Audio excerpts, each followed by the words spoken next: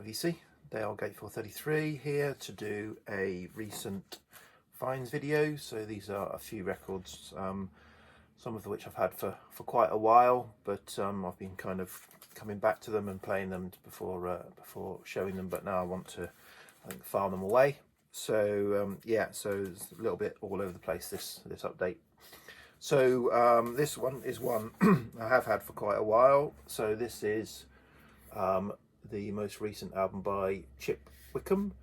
Comes with an OB. It's on red vinyl and it's a numbered edition. I think can't remember, 500 I think. It's called Blue to Red, and it's a jazz album. So Wickham is a flautist,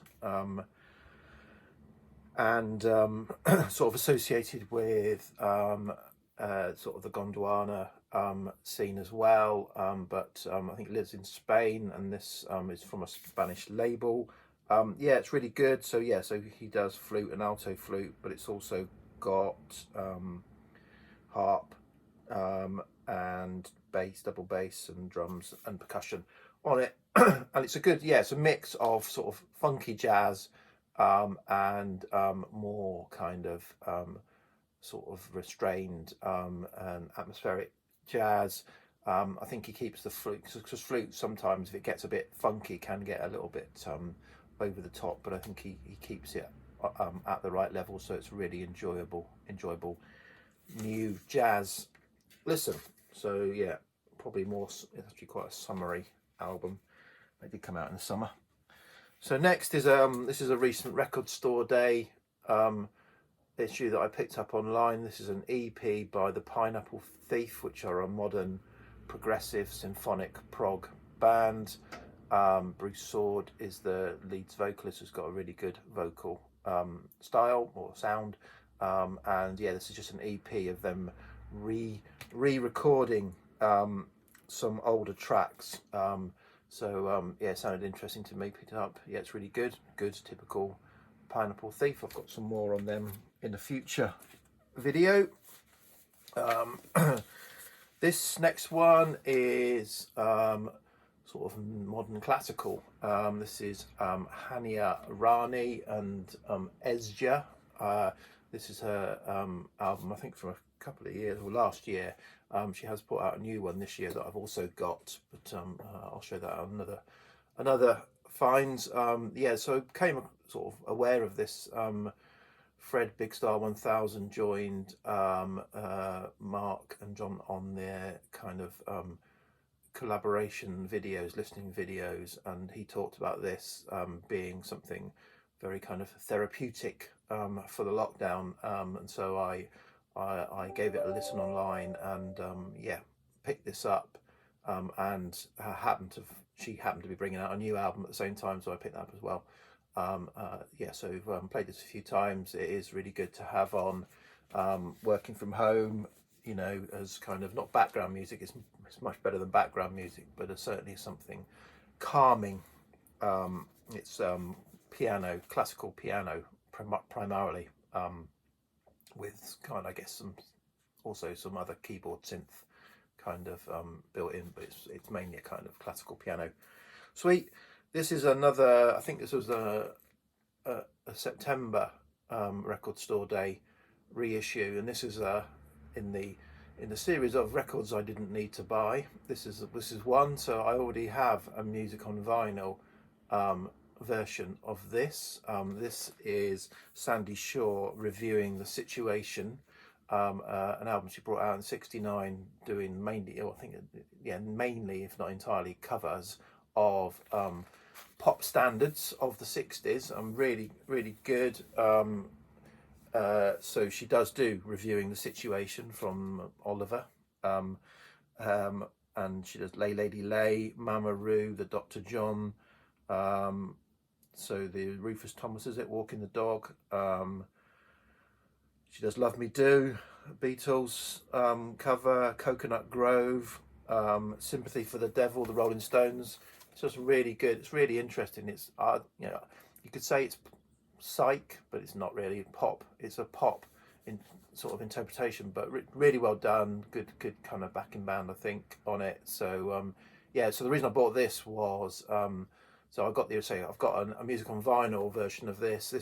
This came out as, you know, a mono, first time on mono press of the album, so that piqued my interest. But it's also got a second disc of other stuff that didn't appear on the album, so that's primarily because I enjoyed the album. I thought I'd get that, and it seems to be, I guess, also some singles and A-sides and B-sides of singles from around that period.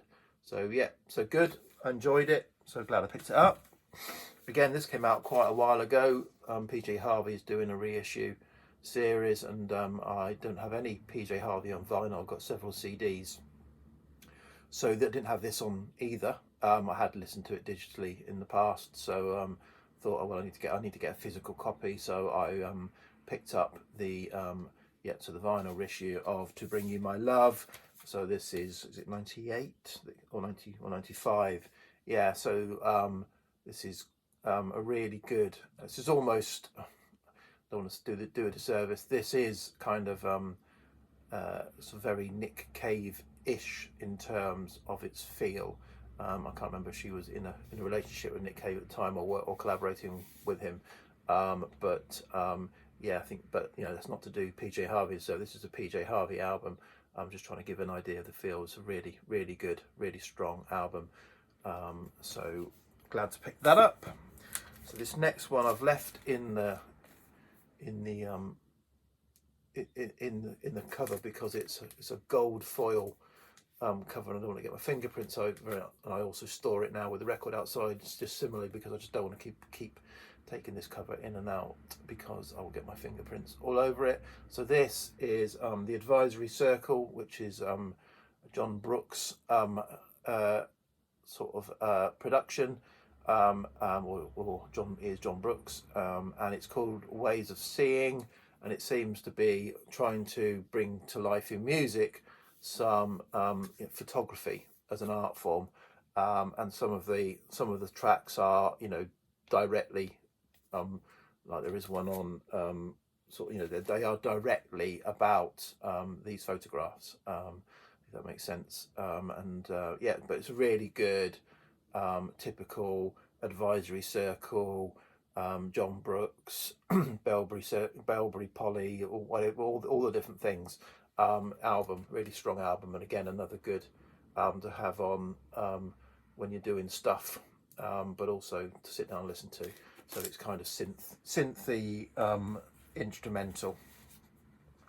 Okay, a couple more reissues. So this came out, Kevin Rowland's My Beauty, his record from '99, a covers album. I think the backstory to this was he had a number of years of you know, depression and drug addiction, and come out of that, was clean, and some of these songs helped him through that, and he wanted to record them, and this was the first thing he wanted to do, sort of having recovered from his addictions, yeah, it sounds so knowing the backstory, it helps kind of then and understand why he was doing this. But it really is, it's a Kevin Rowland style of a lot of these covers, on first listen I thought, ooh, I'm not sure about that, but actually understanding the story and listen to it again, I really, you know, because he does bring that real, like he did with Dexter's Midnight Runners, he really brings his what should we say, emotion to the songs, and even changes some of the lyrics to reference the kind of personal struggles that he was going through. So yeah, this is really, really, really good album, on pink vinyl. I won't get it out, but that's that. And then one I've been really looking forward to, this album coming out. I've been hoping it would get reissued on vinyl for years and years. It's an album that I've had on CD, but the vinyl is the original vinyl is incredibly expensive. So finally been reissued by XTC 8 Music. This is XTC's None Such album, a '92 double album. one of my favourite XTC albums. I really enjoy it, and they've done it really well, really well. I think they've done it, I'm not sure if the original was a gatefold, it might have been a single sleeve with two records in, but they've done this in a gatefold. Sounds fantastic, and yeah, so really happy to get this on vinyl. Yeah, I've played it a few times and cracked it up, so yeah, highly recommend getting this while you can. XTC Nunchuck. So that's it. Just say I can file these records away now. So there's I don't know what it is, 7-8 albums that I've picked up recently. Still got plenty more to show. Not as many as Rob, who's got 150 to show. I haven't got that many. I've got 20 or 30. But yeah, so cheers VC. Bye.